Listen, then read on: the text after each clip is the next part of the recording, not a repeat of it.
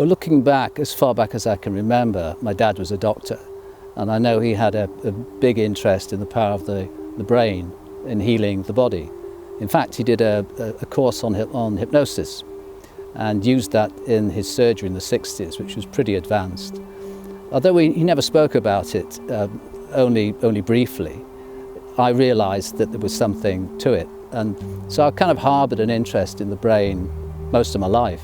So when I got into motorsport, and into Formula One in particular, there was a very tragic weekend in May 1994 when two drivers were killed, the famous Ayrton Senna, who people remember most, but also I was working with a guy called David Brabham as his manager, mentor, and his teammate, Roland Ratzenberger, a lovely Austrian guy, was also killed.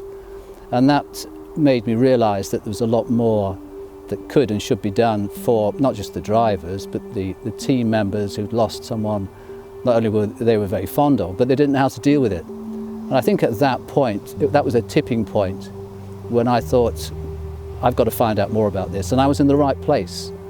It was a fox in a chicken coop, really.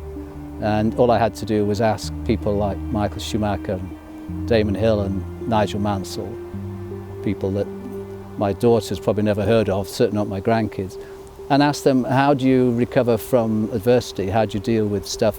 How do you deal with death? 90% of what I've learned from working with people in either very stressful or even downright dangerous circumstances. So I got into it by realising that I could and should be doing a lot more to help the people I was managing, or mentoring if you like.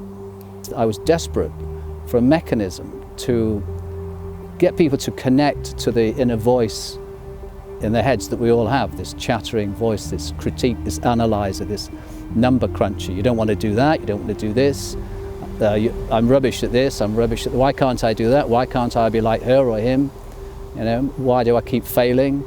I mean, that's not all that you hear. The voice is often quite positive, especially if you've done something quite well.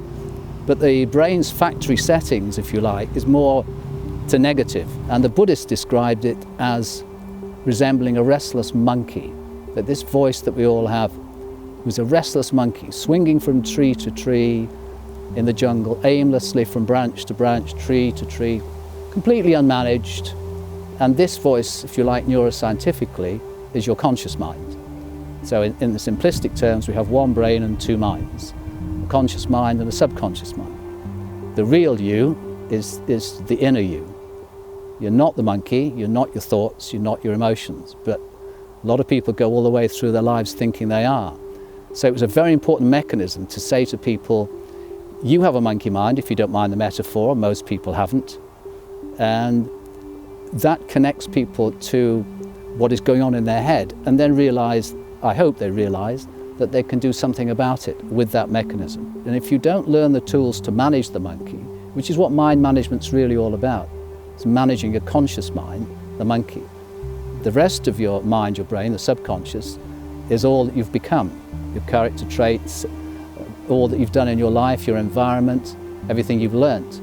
But this particular part of your brain, the monkey mind, that's the part that we need to understand that we have and learn the tools to manage it. Or it just becomes, or it continues to swing from tree to tree in the jungle, from thought to thought.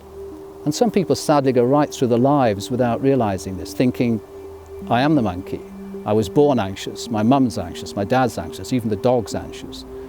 No one's born anxious. We all have the ability to manage this part, this important part of our brain, the monkey mind.